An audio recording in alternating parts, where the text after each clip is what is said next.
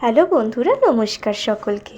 তো আজকে তোমাদের সাথে শেয়ার করব চিকেন তন্দুরির রেসিপি, আর সাথে করেছিলাম পকোড়া। তো সবাই মিলে বেশ জমিয়ে খাওয়া দাওয়া করেছিলাম। আর তারপরে দেখো, আমি কিন্তু চিকেন পকোড়া রেসিপিটা তোমাদের সাথে আগে শেয়ার করে নিয়েছি, তাই আজকে চিকেন তন্দুরির রেসিপিটা একটু শেয়ার করে নিচ্ছি। তো তোমরা কিভাবে করো জানি না, তবে আমি এভাবেই করি।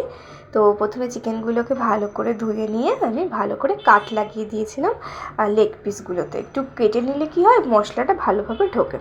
তো তোমরা ওইভাবে করে নিতে পারো। এছাড়াও কিন্তু সলিড পিসও ব্যবহার করতে পারো, কোনো অসুবিধা নেই। তো এখানে দেখো দই নিয়েছিলাম, দইটার সাথে আমি তন্দুরি মশলা ভালো করে মিশিয়ে নিয়েছি। তো এবার দেখো, এর মধ্যে দিয়েছি হচ্ছে লঙ্কার গুঁড়ো, বিট নুন, গরম মশলা, গোলমরিচের গুঁড়ো, জিরে গুঁড়ো, আর দিয়েছিলাম পেঁয়াজ বাটা, আদা বাটা, রসুন বাটা। তো এবার ভালো করে আমি কিন্তু সমস্ত মশলার সাথে এই পেঁয়াজ আদা রসুন বাটাটাও মিশিয়ে নিয়ে মাংসগুলোর সাথে ভালো করে লাগিয়ে লাগিয়ে মাখিয়ে নিচ্ছি। এইভাবে কিন্তু তোমাদের মাখিয়ে রেখে দিতে হবে অন্তত 5 থেকে 6 ঘন্টা। তাহলে কিন্তু চিকেনের মধ্যে এই ফ্লেভারটা ভালো করে ঢুকে যাবে, আর খেতেও দারুণ হবে। আর তোমরা যদি চাও যে ওভারনাইট ম্যারিনেশন করে রাখতে, তাহলেও কিন্তু রাখতে পারো। এবার দেখো, আমি এটা কিন্তু পুরোটা ঘিয়ে করছি। তো যেহেতু বাড়িতে করছি, তো এভাবেই আমি করছি।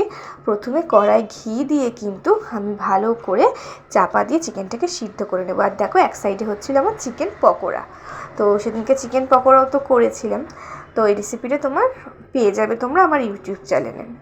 তো এবার দেখো, ঢাকা দিয়ে চিকেনটা কিন্তু খুব ভালো করে সিদ্ধ হয়ে গেছে এখানে। আর তারপরে কিন্তু আমি গ্যাসে পুড়িয়েও নিয়েছিলাম। তো এবার তন্দুরি মানেই তো একটু পোড়া পোড়া ব্যাপার থাকবে, স্মোকি ফ্লেভারটা না থাকলে কিন্তু তন্দুরি মনেই হবে না।